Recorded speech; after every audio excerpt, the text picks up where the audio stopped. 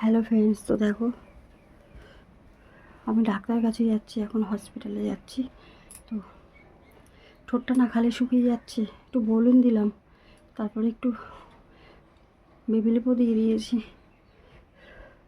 প্রথমে baby lip দিয়েছিলাম, তারপরে বলুন দিয়েছি। ঠোঁটটা শুকাচ্ছে খুব, যেহেতু শ্বাসকষ্টের মতন হচ্ছে। আর কখন আসবো জানি না, তো একটু চান করে নিলাম, কেন খুব গরম পড়েছে, রোদ্দুর। গলায় তো কেটে পেঁচিয়ে নিয়েছি। আর বন্ধুরা সাথে থাকো, আমার জন্য প্রার্থনা করো। আমি ডাক্তার কাছে যাচ্ছি, এখন বাজে 11টা 10। এখন যাচ্ছি, ওখানে গিয়ে পৌঁছাবো, তারপর তোমাদের সাথে শেয়ার করব। আর গুড মর্নিং বন্ধুরা, তোমরা সবাই কেমন আছো? আশা করি ভালো আছো। তোমাদের দিদিভাই ভালো নেই, শরীর খুব খারাপ। তো যাচ্ছি, আর চলো তোমাদের সাথেই নিয়ে যাচ্ছি। তোমরা আমার সাথে চলো, দেখবে। তোমরা আমার সাথে চলো, ডাক্তার কি বলে সবই শুনবে। চলো যাই।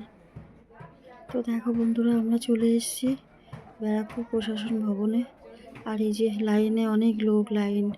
আর এখানে এসে আমি ভয়েসটা পরে দিচ্ছি, কারণ ওখানে এত চেঁচামেচি ঝামেলা বেঁধে গেছে, এত চেঁচামেচি যে তোমরা কিচ্ছু শুনতে পাবে না, তাই ভয়েস দিচ্ছি। আর এই ফাইল থেকে এটা ওটা বার করতে হচ্ছে, মেয়ে পারছে না। আর খুব রোদ্দুর, আমি দাঁড়াতে পারছি না। তো মেয়ে বলছে, মামা তুমি একটু ছায়াতে গিয়ে বসো। তো এখানে বসারও কোনো কিছু নেই, তো দাঁড়িয়েই আছি রোদ্দুরের মধ্যে। তার মধ্যে ছাতাটা গেছে আনতে ভুলে, আজকে তাড়াহুড়াতে দেরি হয়ে গেছিলো। আর এই দেখো মেয়ে লাইনে দাঁড়িয়ে আছে, এত লোকের পিছনে কখন হবে জানি না। আর ভয়েসটা যেহেতু আমি পরে দিচ্ছি, তো আমার অনেক কষ্ট হচ্ছে। এই দেখো এতগুলো লোকের লাইনের পরে দাঁড়িয়ে আছে, ওই যে আমার মেয়ে। আর আমি এখানে দাঁড়িয়েছি, পাশে একটা বউ দেখলে, ওই বউ, ওই দিদিটার পাশে দাঁড়িয়ে আছি। আর ওখান থেকে এখন আমরা এই যে চলে যাব, এটা নিয়ে কথা বলে। তো দেখো বন্ধুরা, ওখান থেকে চলে এসেছি, এখন বাজে অনেক। এখন এখানে টিকিট করতে হচ্ছে ডাক্তারের এখানে, ওই যে মেয়ে টিকিট করছে। আমি তো পারছি না, আমি এতক্ষণ ওখানে দাঁড়িয়ে থাকার পরে আমার শরীর খুবই অসুস্থ হয়ে গেছে। তো মেয়ে যে টিকিট করে আনলো, বললো মাম্মাম চলো। আর হসপিটালেও এত আওয়াজ আর এত লাইন, অনেক লোকের পিছনে পড়েছি। তো দেখো কথা বলতে পারছি না, আমি বসে আছি, আমার শরীর খুব খারাপ লাগছে এখানে। তো মেয়ে বলছে, মাম্মাম বসো, একটু জল খাও। জল নিয়ে এসেছিলো, গরম জল বাড়ির থেকে। আর এই দেখো, এই যে টিকিটটা আমার হাতে দেখছো, এটা নিয়ে দেখাতে যেতে হবে। মেয়ে বলছে, মাম্মাম বন্ধুদেরকে দেখাও। এই দেখো, আর আমি এখানে বসে আছি, আমার শরীর খুব ক্লান্ত, গা হাত পা কাঁপছে। মেয়ে বসিয়ে, মেয়ে গেছে লাইন দেখতে কয়জনের পরে, আর ভিডিওটা মেয়ে করে দিচ্ছে। এই দেখো এখানে, এই যে টিকিট করা হয়ে গেছে। আর আমাকে এক বন্ধু প্রশ্ন করেছে, যেদিন মেয়ে খিচুড়ি খাওয়াচ্ছিল ভিডিওটা কে করে দিচ্ছিল। তো বলছি, ভিডিওটা কেউ করে দেয়নি, আমার মেয়ে ভিডিওটা করছিল পাশে রেখে, চেয়ারের পাশে। কিন্তু আমার যে পাশে কাকিমা আছে, কাকিমা রোজই একবার করে আমাকে দেখতে আসে, আমার শরীর ভালো না খারাপ, তাই ওই কাকিমাই এসছে। এবার কাকিমা ভিডিওর সামনে আসতে পারে না, মানে আসতে চায় না, সবাই তো পছন্দ করে না। তো কাকিমার হাতে ফোনটা ধরিয়ে দিয়েছে মেয়ে, বলছে, দিদুন তুমি একটু ফোনটা ধরো, আমি মামাকে খেতে দিই। তাই কাকিমা তো পারে না, তাই আর কি ফোনটা ধরে রেখে ঘুরিয়ে আমাকে দেখাচ্ছিল। এটাই হয়েছে। তো দেখো আমি বসে আছি, আমার শরীর খুব ক্লান্ত, ডাক্তার দেখিয়ে তারপর চলে যাব। ডাক্তার কি বলে শুনি। মেয়ে বলছে, চলো মাম্মা, ডাক্তার দেখানো হয়ে গেছে, এখন আমরা বাড়ি যাব। আর প্ল্যাটফর্মে বসে অনেকক্ষণ বসে আছি, খুব যন্ত্রণা হচ্ছে, আর হাওয়াটা লাগছে, তো ট্রেন এখনও আসেনি। তো মেয়ে বারবার যাচ্ছে দেখতে, আমি বললাম, শোনা যাস না, চলে আয়, ট্রেন কখন আসবে অ্যালাউন্স করে দিক তারপরে। তো মেয়ে যে আমার পাশে বসেছে, আর একটু পর পর আমি গরম জল খাচ্ছি। এবার জলটা ঠান্ডা হয়ে গেছে, তো খেতেও আর পাচ্ছি না, গলা শুকিয়ে যাচ্ছে, শ্বাসকষ্ট হচ্ছে। তো এই যে ওড়নাটা মাথায় দিয়ে বসে আছি, দেখতে পাচ্ছ, গলাটা যন্ত্রণা হচ্ছে, খুব যন্ত্রণা হচ্ছে গলায়।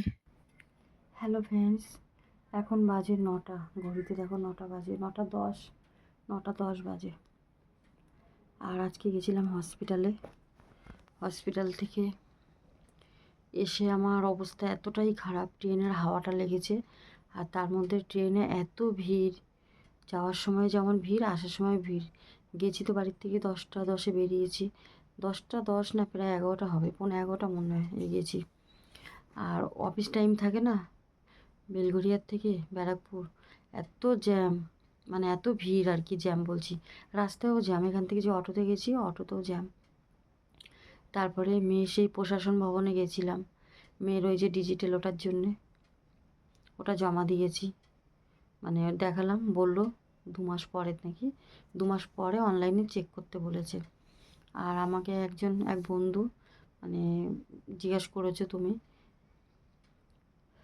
কথা বলতে পারছি না, শরীরটা খুব খারাপ লাগছে, সারাটা দিন জার্নি করেছি আর ট্রেনের হাওয়াটা লেগেছে না, হাওয়াতে দেখো ফুলেছে আবার, আর একটু তো ঘুমও হচ্ছে না। তারপরে যাই হোক, অনেক কষ্ট করে গেছি আজকে হসপিটালে। আর প্রশাসন ভবনে গেছি, এত ভিড়, এত লাইন, ওখানেই প্রায় 1টার কাছাকাছি, 1টার কাছাকাছি না, ওই 12টা বেজে গেছে।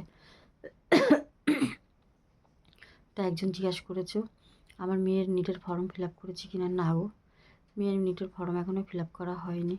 তার কারণ ফর্ম ফিল আপ করতে গেলে ওই জেরক্স, তারপর উনি যে ডকুমেন্টস সব কিছু তো ওনাকে ফর্ম ফিল আপ করতে হবে, 1300 টাকা লাগবে।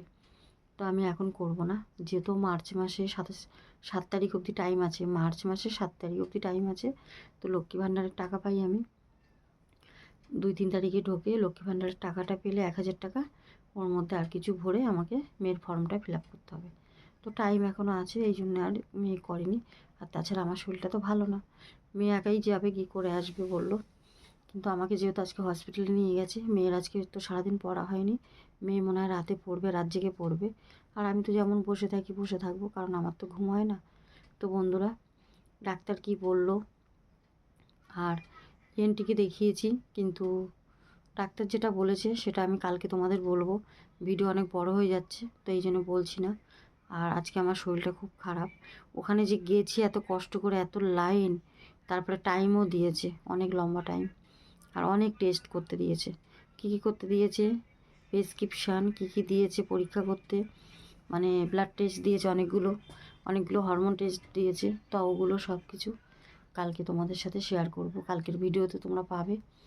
আজকের ভিডিওতে আমি আর ওটা দেখাতে পারছি না এখন, তার কারণ আমার শরীরটা খুব খারাপ লাগছে, সারাদিন জার্নি করেছি, আর আমি অনেক কষ্ট করে গিয়েছি, মেয়ে ধরে ধরেই নিয়ে গেছিলো। জার্নি আমি এখন সহ্য করতে পারি না, কারণ আমার গলা এরকম অবস্থা, কিছু গিলতে পারছি না। শুধু এইটুকুই বলি, ডাক্তার বলেছে গলার অবস্থা ভালো না, এইটুকুই তোমাদের বলে দিলাম। আর সকালবেলা তো তোমাদের সাথে কথা হয়নি, শুধু যাওয়ার সময় বলেছি। আর এখন তো রাত হয়ে গেছে, তা এখন আর কি বলবো, গুড নাইটই বলে ভিডিও শেষ করব। আর বন্ধুরা, তোমরা একটু বলো তো, যেগুলো দিয়েছে অনেকগুলো পরীক্ষা করব, কী করে করবো জানি না, কালকে তোমাদের ভিডিওতে বলবো, তো আজকে আর ওটা বলছি না কিছু। বাড়িতে এসে আমার যে যন্ত্রণা, এইগুলো, এই গালের এই সাইড দিয়ে যন্ত্রণাতে, মানে এত যন্ত্রণা হচ্ছে আর সহ্য করতে পারছি না। তারপরে গরম জল করে দিল মেয়ে, সাথে সাথে গার্গিল করলাম, সকালবেলা তো স্নান করে গেছিলাম। তারপরে যেহেতু হসপিটালে গেছি, তো আবার একটু হালকা করে গরম জল করে দিল মেয়ে, গরম জল একটু ঢেলে নিয়েছি গায়ে, আর মাথাটায় হালকা করে দিয়েছি, বেশি দিইনি, শুধু সামনেটা দিয়েছি, কেন পুরো চুল ভিজালে তো শুকাবে না, সকালবেলায় চুল শুকায়নি, ওই ভিজা চুলটা বেঁধে গেছি তো। আর ওড়না পেঁচিয়ে গেছিলাম, ওড়নাটা পেঁচিয়ে গেছি তো, সেই ওড়নাটা পেঁচিয়ে যাওয়াতে কি হয়েছে জানো তো, গরম লাগছে, রোদ্দুর উঠেছে, ছাতা নিতে ভুলে গেছি, এত ঘাম হচ্ছে, তার মধ্যে যন্ত্রণা করছে গলাটা, এই যে গলা ফুলেছে না, এই দেখো, এই যে গলাটা যে ফুলেছে, গলার এই সাইডগুলো, এগুলো খুব যন্ত্রণা করছে। তো সেই জন্যে ওড়নাটা পেঁচিয়ে রেখেছি, আবার একটু গরম লাগছে, খুলে দিচ্ছি, তারপরে ট্রেনের হাওয়াটা লাগছে গলায়, ওতে আমার একদম শ্বাসকষ্ট উঠে যাচ্ছে। তো খুবই অসুস্থ ছিলাম, ট্রেনের মধ্যেও আমি অনেক, মানে এতটা ভিড়, জ্যাম, মানে কি বলছি, এত ভিড় ট্রেনে, মানে লোক অফিস টাইম, আবার আসার সময় ভাবলাম ট্রেনটা ফাঁকা পাবো, আসার সময়ও ভিড় হয়েছে। তার কারণ ট্রেন নাকি অনেকটা লেট করেছে, এক ঘন্টা মতো লেট করেছে ট্রেন। তো সেই জন্যে মেয়ে ফোনে দেখলো টাইমে, বললো মামা এই ট্রেনে ভিড়, যদি উঠতে না পারি পরের ট্রেনে যাব। দেখলাম পরের ট্রেনও 10 মিনিট না 15 মিনিট পরে ট্রেনটা ছিল। ওই ট্রেনটা হয়তো ফাঁকা পেতাম, কিন্তু আমার শরীর এত খারাপ লাগছিল বন্ধুরা, আমি এই জন্যে আর বসে থাকতে পারছিলাম না। প্ল্যাটফর্মেও বসেছিলাম, কিন্তু যন্ত্রণাতে এই যে গলায় যন্ত্রণা করছে, আর এই জন্য বসতে পারছি না। বাইরের একটা হাওয়া আছে না, ওই হাওয়াটা যেই লাগছে সেই শ্বাসকষ্ট হচ্ছে আমার। এই জন্যে আমি আর বসতে পারিনি, তার জন্যে চলে এসেছি। ওই ভিড় ট্রেনে কোনো রকমে উঠেছি, ঠেলাঠেলি করে উঠেছি। ভিড় ট্রেনে উঠে ট্রেনের ভিতরে আমার দম আটকে যাচ্ছে, শ্বাসকষ্ট হচ্ছে। মানে তখন ট্রেনে তো কয়েকজন লোক ছিল, আমরা জেন্টস উঠেছিলাম, লেডিসে উঠতে পারিনি, এত ভিড়। জেন্টসে উঠেছি, তখন দুজন আর কি দাদাভাই ছিল, দুজন দাদাভাই করে দিল, বললো আপনার শরীরটা খুব খারাপ লাগছে, এখানে বসুন। তো নিচেই বসেছিলাম, সিট পাইনি। আর তারপরে ট্রেনে ভিডিও করতে পারিনি, কারণ এত ভিড়ের মধ্যে বন্ধুরা ফোন বার করে ভিডিও করতে পারিনি। আর সেইটুকু শক্তিও ছিল না আমি ভিডিও করব। কেন, এমনিতেই প্রশাসন ভবনে অতক্ষণ লাইনে মেয়ে দাঁড়িয়েছিল, আমি একটা জায়গায় দাঁড়িয়েছিলাম ছায়াতে। তারপরে আবার যখন সামনে জিজ্ঞাসা করছিল ওই ডিজিটাল কার্ড এতদিন কেন করোনি, তো বললাম জানতাম না, ওই দিদিভাইটা বলেছে দেখেই জানতে পারলাম। তো সেই জন্যে আর পারিনি, ওখানেও একটু ভিডিও করেছি। তো বন্ধুরা বাকিটা ডাক্তার কি বলল, কি হয়েছে আমার, সবটাই কালকের ভিডিওতে পাবে। আজকের ভিডিওটা এখানেই শেষ করছি। তোমরা সবাই ভালো থাকো, সব পরিবারকে নিয়ে সুস্থ থাকো। আর এই দিদিভাইটা বোনটার পাশে তোমরা একটু থাকো, সাপোর্ট করো, একটা করে লাইক করে দিও। আর আমাকে একটু প্রার্থনা করো, আমি হয়তো আর বাঁচবো না। ডাক্তারের কথা শুনে আমি অবাক হয়ে গেছি। আমার মেয়ে কান্নাকাটি শুরু করে দিয়েছে, ডাক্তার যেটা বলেছে সেটা কালকে বলবো।